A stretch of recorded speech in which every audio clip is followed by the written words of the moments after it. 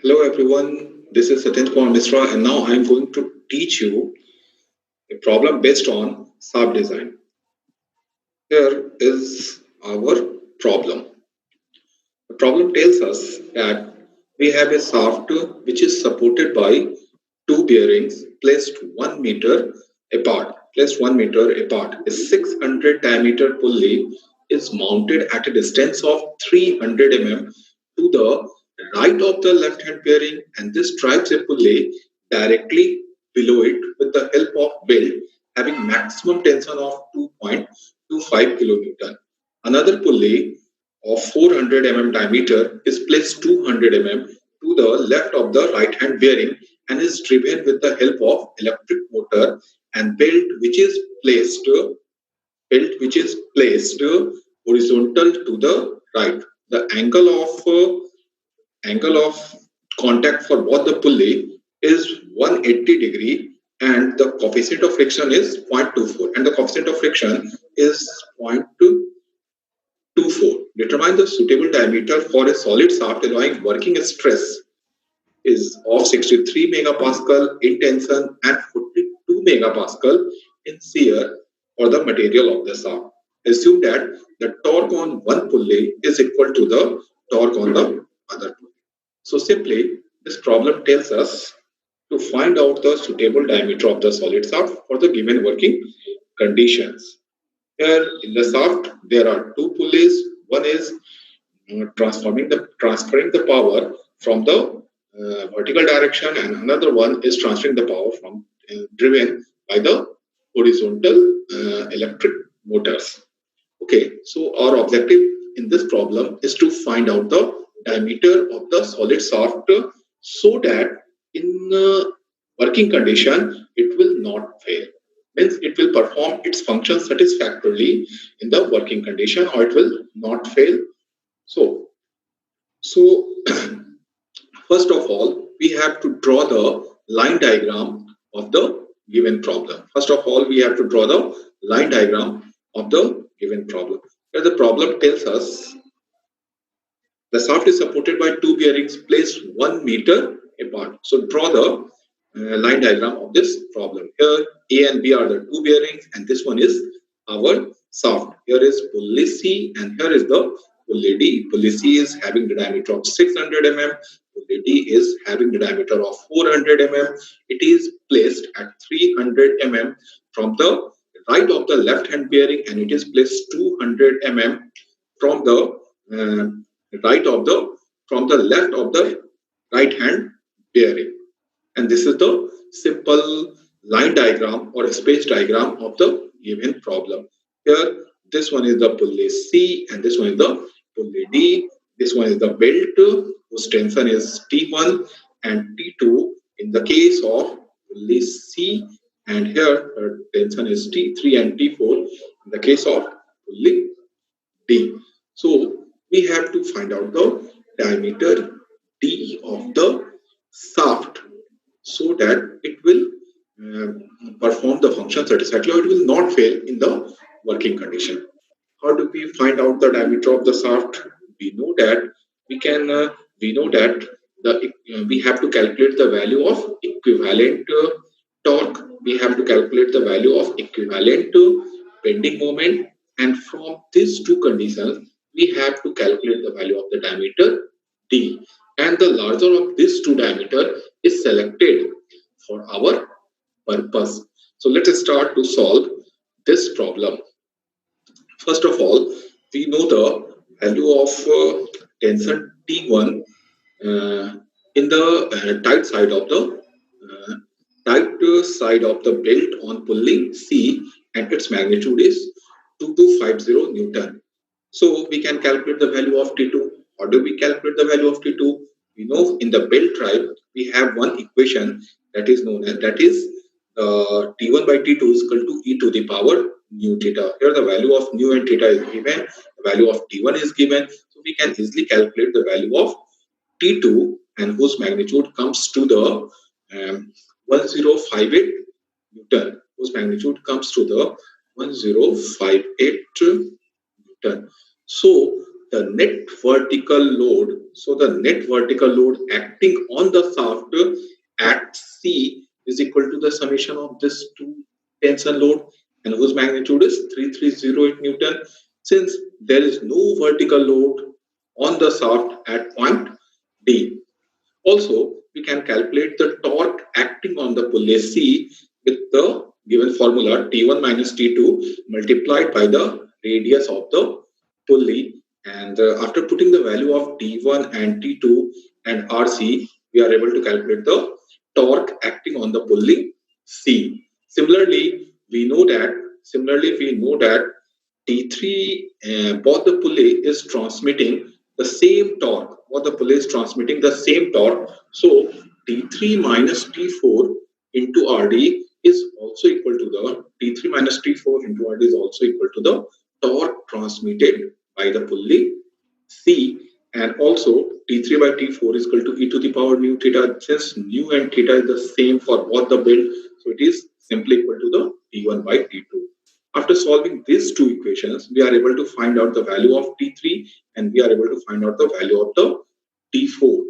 These two, this is the magnitude of T3 and T4. From here, we can easily calculate the net horizontal load acting on the pulley, acting on the shaft at point D is the summation of T3 and T4, and whose magnitude is 4964 Newton. Let's come to the diagram part. So here you see that after drawing the space diagram, we have drawn the torque diagram. Torque diagram is simply drawn by knowing the value of the torque at C, and it is same as the transmitted by the pulley D. So this one is the constant with magnitude of T1 minus T2 into T1 minus T2 multiplied by the RC, and it is same as the T3 minus T4 multiplied by the RD, and its magnitude is 357.6 Newton meter. Also, after that, we have calculated the magnitude of net vertical load at point C, net horizontal load at point D. This vertical load magnitude is calculated by adding T1 and T2, and this net horizontal load value is calculated by using T3 plus T4. After calculating or after drawing this vertical load diagram and horizontal load diagram, our aim is to calculate the bending moment due to this vertical load and bending moment due to this horizontal load. So how do we calculate the bending moment diagram?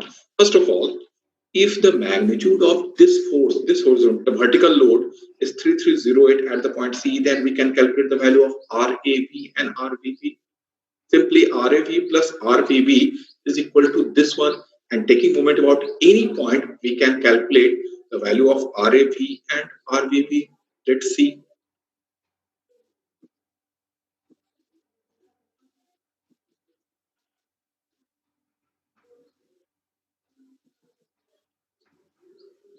Let's see. Here, the magnitude of RAV plus RVB is equal to this one. Taking moment about any point, we can easily calculate the value of RVB and RAV, means reaction force vertical at the point V and reaction force vertical at the point A. In the similar manner, we can calculate the magnitude of RA horizontal and RB horizontal. RA horizontal and RB horizontal. Let's see. RA horizontal plus RB horizontal is equal to this one, and taking moment about any point is equal to this one. So we can easily calculate the magnitude of RB horizontal and RA horizontal. After calculating these values, uh, after calculating these values,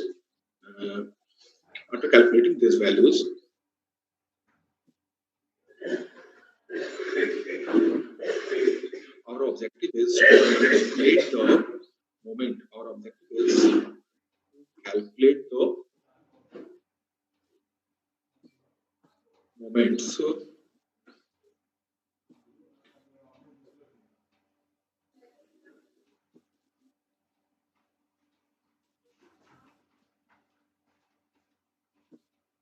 our objective is to calculate the moment at the point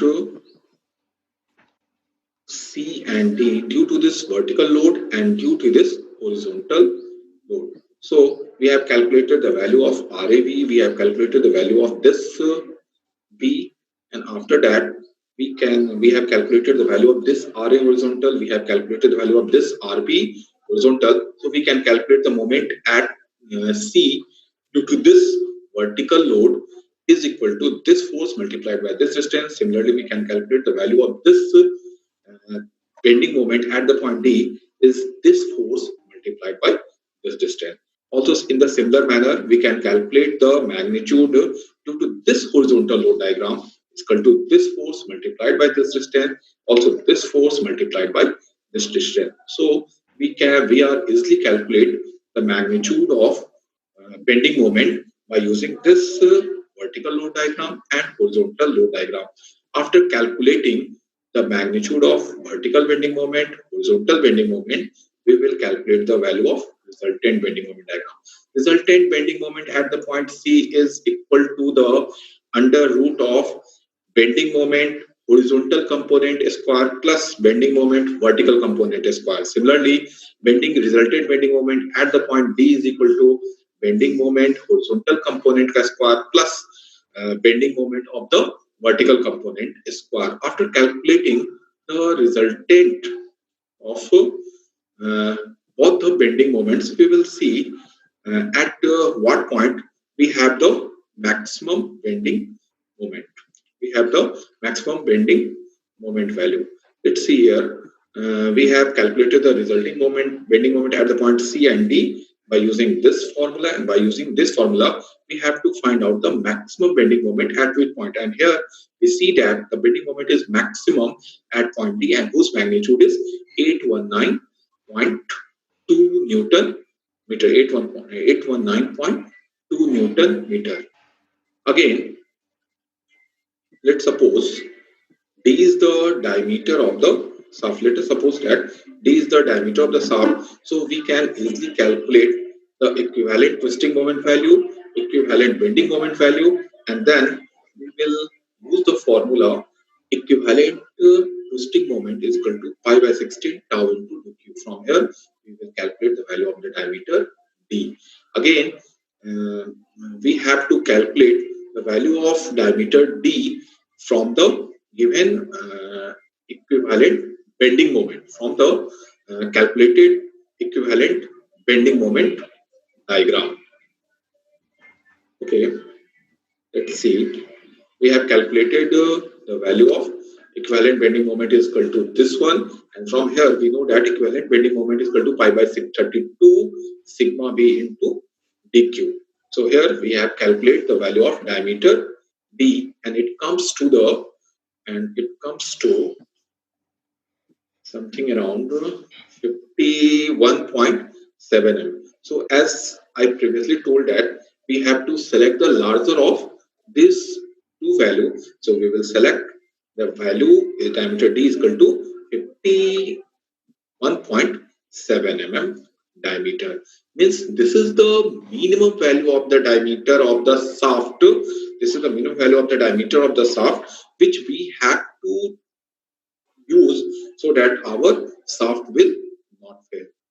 Again, after this, we have to check the standard value of the diameter of the shaft from the design data book, and we have to select the next value of the diameter of the shaft after this value. So here we see that we have selected the value of diameter D is equal to something around 55 mm. Here you have to simply check from the design data book. Means the 51.7 mm diameter is the minimum value of the diameter that we need for the given problem condition. Okay, got it?